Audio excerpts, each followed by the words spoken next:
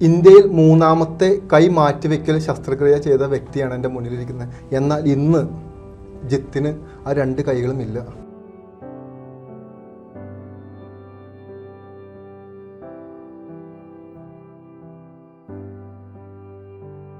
ജിത്തെ ABC മലയാളത്തിലോട്ട് സ്വാഗതം. എന്ത് പറ്റിയതാ? എനിക്ക് 2014 ഒരു ഇലക്ട്രിക് ഷോക്ക് അടിച്ചതാണ്. എന്താ ജോലി ജിത്തിന്? ഞാൻ ലൈറ്റ് ആൻഡ് സൗണ്ട് വർക്കായിരുന്നു. അപ്പോൾ വർക്ക് ചെയ്യുന്നതിൻ്റെ ഇടയിൽ ഒരു പന്തൽ അഴിച്ചുകൊണ്ടിരിക്കുകയായിരുന്നു കല്യാണം കഴിഞ്ഞിട്ട് വീട്ടിൽ. അപ്പോൾ കയ്യിൽ നിന്നൊരു പൈപ്പ് തന്നെ പോയി നേരെ ലൈൻ കമ്പിലേക്ക് ടച്ച് ചെയ്യായിരുന്നു 11 കെവിലേക്ക്. അവിടെ നേരെ കോഴിക്കോട് മെഡിക്കൽ കോളേജിലേക്ക് കൊണ്ടുവന്നു.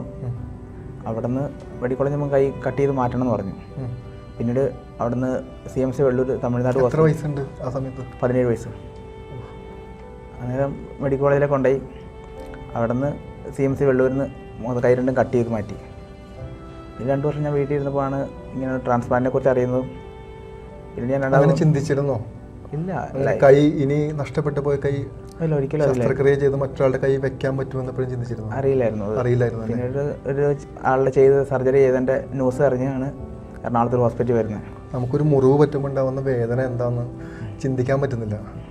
അപ്പോൾ 2 കൈകൾ നഷ്ടപ്പെടുക എന്ന് പറയുന്നൊരവസ്ഥ, അത് എങ്ങനെയാണ് പിന്നെ അതിൽ നിന്ന് തരണം ചെയ്തു വന്നേ? അന്ന് തരണം ചെയ്യാതിരിക്കാൻ പറ്റില്ല, രക്ഷയില്ലായിരുന്നു. പിന്നെ ഇങ്ങനെ എന്ത് ചെയ്യുന്ന ഇങ്ങനെ ഇരിക്കുമ്പോഴാണ് ഇങ്ങനെ ന്യൂസ് കേൾക്കുന്നത് കൈ മാറ്റി വെക്കാം.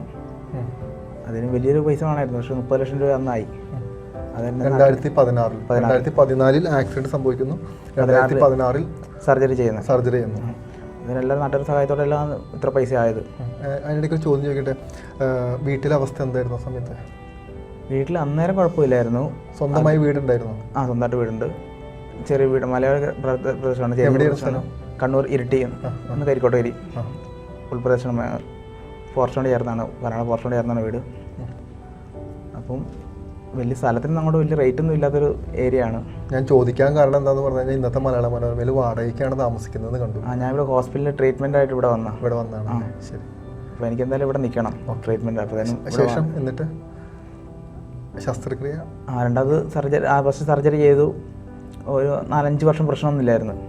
പിന്നെ അപ്പോൾ തന്നെ അച്ഛന് ക്യാൻസറായി, സർജറിക്ക് വേണ്ടി വന്നു. പിന്നെ മൊത്തത്തിൽ പ്രശ്നമായിരുന്നു, സാമ്പത്തികമായിട്ട് മൊത്തത്തിൽ പോയി.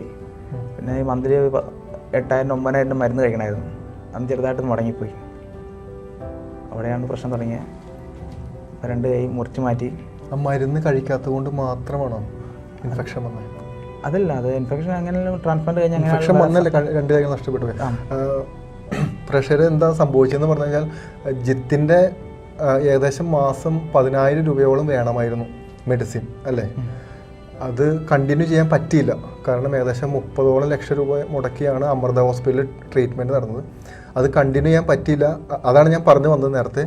അന്ന് നഷ്ടപ്പെട്ടു പോയ കൈക്ക് പകരം കിട്ടിയ 2 കൈകൾ, കയ്യിൽ പൈസ ഇല്ലാത്തത് കൊണ്ട് തന്നെ ആ 2 കൈകളും അഴുകിപ്പോയി. പിന്നീട് ആ 2 കൈകളും മുറിച്ച് മാറ്റേണ്ടി വന്നു. ഇന്ന് ജിത്തിന് ആ 2 കൈകളില്ല. സ്വന്തം കൈകളുമില്ല, ദൈവം കൊടുത്ത പകരം കൊടുത്ത 2 കൈകളുമില്ല. എന്തെങ്കിലും പ്രേക്ഷകരെ ഒന്ന് കാണിച്ചു തരാം.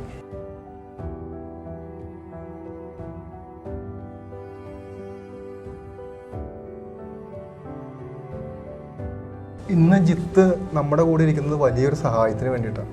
കാരണം ജിത്തിൻ്റെ അച്ഛന് ക്യാൻസറാണ് അല്ലേ? ഇപ്പം നിലവിലൂടെ വാടകയ്ക്കാണ് താമസിക്കുന്നത്. ഇപ്പം നിലവിൽ ഇനിയിപ്പോൾ എന്താണ് മുന്നോട്ട്? എനിക്ക് റീട്രാൻസ്പ്ലാന്റ് വേണം. അതിന് 30 ലക്ഷം രൂപ ഇനിയും വേണം. അതിൻ്റെ ട്രീറ്റ്മെൻറ്റ് മുന്നോട്ട് പോകാൻ പിന്നെയും വേണം. ഇപ്പം എത്ര വയസ്സുണ്ട്? 29 വയസ്സ്. ജിത്ത് ഒരുപാട് പെയിൻ സഹിച്ചു അല്ലേ? തീർച്ചയായും. നമുക്ക് ചിന്തിക്കാൻ പറ്റില്ല കേട്ടോ. കാരണം ഇനിയും ഈ കൈകളിൽ ഓപ്പറേഷൻ വേണം. ഇനിയും 30 ലക്ഷം രൂപ വേണം, മുന്നോട്ട് വേണം. ഇതിൻ്റെ ഇടയ്ക്ക് അറിയാലോ, നമുക്ക് ജിത്ത് എന്ത് ജോലി എടുക്കുന്നുള്ളത് വലിയൊരു ജീവിതത്തിൽ വലിയൊരു ചോദ്യചിഹ്നമാണ്. അപ്പോൾ അതിനിടയ്ക്ക് അച്ഛന് ക്യാൻസറാണല്ലേ? എന്താ അച്ഛൻ്റെ അവസ്ഥ? സർജറി കഴിഞ്ഞു, ആളിപ്പോൾ വീട്ടിലുണ്ട്. അപ്പോൾ എൻ്റെ ബുദ്ധിമുട്ടിലുള്ള. വേറെ ആരുള്ള വീട്ടിൽ? അമ്മയുണ്ട്, ഏട്ടനുണ്ട്. അപ്പം ഏട്ടൻ പണിയെടുത്തിട്ടാണ് കാര്യങ്ങളെല്ലാം മുന്നോട്ട് പോയിക്കൊണ്ടിരിക്കുന്നത്. ഒരു ഇമോഷൻ ക്വസ്റ്റ്യനാണ്. അങ്ങനെ മെഡിസിൻ നിന്ന് പോയപ്പോൾ കൈ നഷ്ടപ്പെട്ടു തോന്നിയപ്പോൾ സങ്കടം ഉറപ്പായിട്ടും ഉണ്ടാവും. പക്ഷെ അത് എങ്ങനെ മാനേജ് ചെയ്തെന്നുള്ളത് അങ്ങനെ പോയിട്ടും പ്രതീക്ഷയില്ല. നമുക്ക് 1 മാസം 1.5 മാസം മെഡിസിൻ മുടങ്ങിയുള്ളൂ. അന്നേരം പിന്നെ കഴിച്ച് പിന്നെ എന്തും റെഡിയാവും എന്നുള്ള പ്രതീക്ഷയിലായിരുന്നു മുന്നോട്ട് പോയിക്കൊണ്ടിരുന്നത്. പിന്നീട് ഇപ്പോൾ ഈ വർഷമായപ്പോഴത്തേനും കംപ്ലീറ്റ് മുന്നോട്ട് പോകാൻ പറ്റാത്ത അവസ്ഥയിലേക്കായി, കട്ട് ചെയ്ത് മാറ്റേണ്ട അവസ്ഥയിലെത്തി. ഇനിയിപ്പോൾ കൈ ട്രാൻസ്പ്ലാന്റ് ചെയ്യാൻ വേണ്ടി മറ്റൊരു വ്യക്തിന് അവൈലബിൾ ആവണ്ടേ? അതിന് എന്തൊക്കെയാണ് പ്രൊസീജിയറുള്ളത്? അത് ഓൾറെഡി നമ്മൾ ഹോസ്പിറ്റലിൽ രജിസ്റ്റർ ചെയ്താൽ മതി. പിന്നെ ഹോസ്പിറ്റലിൽ സർക്കാർ രജിസ്റ്റർ ചെയ്യുന്ന അങ്ങനെയൊക്കെ ഉണ്ട് അവരുടെ ചടങ്ങുകൾ. ഹാൻഡ് കിട്ടുന്നതുകൊണ്ട് നമ്മൾ വെയിറ്റ് ചെയ്യണം, അത് ഹോസ്പിറ്റൽ പരിധി തന്നെ നിൽക്കണം. ഞാനിവിടെ ഇരുന്ന് ഇത്തരം സംസാരിക്കുമ്പോൾ എൻ്റെ മാനസികാവസ്ഥ പ്രേക്ഷകർക്ക് മനസ്സിലാവുന്നുണ്ടെന്ന് അറിയില്ല. കാരണം എനിക്ക് പലതും ചോദിക്കണമെന്നുണ്ട്, പക്ഷെ അത് ചോദിക്കാൻ പറ്റാത്തൊരു മാനസികാവസ്ഥയിൽ ഞാൻ ഇരിക്കുന്നത്. കാരണം എൻ്റെ സെയിം ഏജാണ്. അപ്പോൾ അതുകൊണ്ട് ആ പെയിൻ എനിക്ക് നന്നായിട്ട് മനസ്സിലാവും. ഒരു മനുഷ്യന് ഇത്രത്തോളം അനുഭവിക്കേണ്ട വരോ എന്ന് ചോദിച്ചാൽ ഒരു പക്ഷേ വിധി എന്ന് പറഞ്ഞാൽ പോലും ആ വിധി നമുക്ക് എന്തിനാണ് വരണേന്ന് നമ്മൾ പലപ്പോഴും ചിന്തിച്ചു പോകും. എന്തായാലും ഇപ്പോൾ ജിത്തിൻ്റെ ഒരു ആഗ്രഹം ഇത്രേ ഉള്ളൂ. ഈ രണ്ടാമതൊരു കൈയും കൂടി വെച്ച് പിടിപ്പിക്കാനുള്ള ശ്രമം ജിത്തിന് ആഗ്രഹമുണ്ട് അല്ലേ?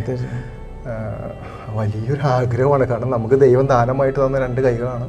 അതിന് വീടെല്ലാം പണയം വെച്ച് പണമെടുത്ത് അത് പിന്നീടും ഒരു വല്ലാത്തൊരു അവസ്ഥയിൽ ആ കൈ നഷ്ടപ്പെട്ടു പോവുക. ഇനിയും ഈ കൈകളിൽ ഓപ്പറേഷൻ ചെയ്യണം. ഇപ്പം തന്നെ അത്രയധികം സ്റ്റിച്ചുകളും പാടുകളും ഉള്ള ഒരു കൈകളിൽ ഇനിയും ഓപ്പറേഷൻ ചെയ്യണം. വേദന ചെറുതല്ല, 2 തരത്തിലുള്ള വേദന ചെറുതല്ല. മാനസികമായും ശാരീരികമായിട്ടുള്ള വേദന വലുതാണ്. അപ്പോൾ നമുക്കിപ്പോൾ ചെയ്യാൻ പറ്റുന്നൊരു കാര്യം ജിത്തിൻ്റെ കൂടെ നിൽക്കുക എന്നുള്ളതാണ്. ഇനിയിപ്പോൾ എന്താ പറയുന്നത്? ഇനിയിപ്പോൾ എങ്ങനെയാണ് നിങ്ങളുടെ മുന്നോട്ടുള്ള കാര്യങ്ങൾ എന്തൊക്കെയാണെന്ന് പറയാമോ പ്രേക്ഷകരോട്? എനിക്ക് എങ്ങനെയെങ്കിലും സർജറി ചെയ്യണം രണ്ടാമത്. അതിനുവേണ്ടി എങ്ങനെയെങ്കിലും പൈസ കണ്ടെത്തണം, അതിനുള്ള ഇതിൽ നിൽക്കുന്നത്. ജിത്തിൻ്റെ ഡീറ്റെയിൽസ് ഞങ്ങൾ താഴെ കൊടുത്തേക്കാം. സന്മനസ്സുള്ള ദൈവം നമുക്ക് ദാനമായി തന്ന എല്ലാം ദൈവം നമുക്ക് ദാനമായി തന്നതാണ്. അപ്പോൾ നിങ്ങൾക്ക് പറ്റാവുന്നത് ജിത്തിനെ സഹായിക്കാൻ ഞങ്ങൾ അഭ്യർത്ഥിക്കുന്നു. ഞങ്ങൾ ABC മലയാളം കൂടെയുണ്ട് കേട്ടോ.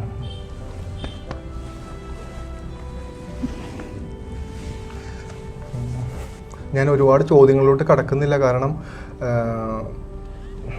പ്രേക്ഷകർ ഇപ്പോൾ മനസ്സിലായി കാണും. കാരണം എനിക്ക് ചോദിക്കാനൊന്നുമില്ല. ഞാൻ വളരെ സ്തംഭിച്ച് നിൽക്കുക. വീണ്ടും പറഞ്ഞ പോലെ തന്നെ 30 ലക്ഷം രൂപ ഇനിയും കണ്ടെത്തണം. പിന്നെ മുന്നോട്ടുള്ള ചികിത്സ വേറെയുണ്ട്. ശേഷം അതിൻ്റെ കണ്ടിന്യൂറ്റി കിട്ടാൻ വേണ്ടിയിട്ടുള്ള മെഡിസിൻ പിന്നെ ഉണ്ട്. അപ്പോൾ ഒരു നിസ്സഹായാവസ്ഥയിൽ വന്നിരിക്കുന്ന ജിത്ത് നമ്മളിൽ ഒരാളാണ്, നമ്മളിൽ മറ്റൊരാളല്ല. അപ്പോൾ സഹായിക്കാൻ പറ്റുന്നവർ സഹായിക്കുക. ഇത് എൻ്റെയും കൂടി ഇത് ഞങ്ങളുടെ സ്ഥാപനത്തിൻ്റെയും കൂടി റിക്വസ്റ്റാണ്. അപ്പോൾ ജിത്തെ ബുദ്ധിമുട്ടായെന്ന് എനിക്കറിയാം. പിന്നെ നമ്മൾ സ്റ്റുഡിയോയിൽ വന്നിരുന്ന് എടുക്കേണ്ട ഒരു കണ്ടന്റ് ആയതുകൊണ്ടാണ്. അല്ലെങ്കിൽ ഞങ്ങൾ അവിടെ വന്നേനെ. നമ്മൾ കുറച്ചുകൂടിയും നന്നായിട്ട് ചെയ്യണമെന്ന് ആഗ്രഹം ഉണ്ടായിരുന്നു കണ്ടന്റ്. ഒരു സ്റ്റോറി പോലെ പോകണ്ടെന്ന് കരുതിയിട്ടാണ് ഞങ്ങൾ അങ്ങോട്ട് വരാതിരുന്നത്. കാരണം കുറച്ചുകൂടി ഡീറ്റെയിൽ ഞങ്ങൾക്ക് ചോദിക്കണമായിരുന്നു. അപ്പോൾ ഇത്രയും ബുദ്ധിമുട്ടി ഞങ്ങളുടെ അടുത്ത് വന്നതിന് താങ്ക് യു. കൂടുതൽ വാർത്തകളും വിശേഷങ്ങളും നിങ്ങളിലേക്കെത്താൻ ABC TV സബ്സ്ക്രൈബ് ചെയ്യുക, ബെൽ ബട്ടൺ അമർത്തുക.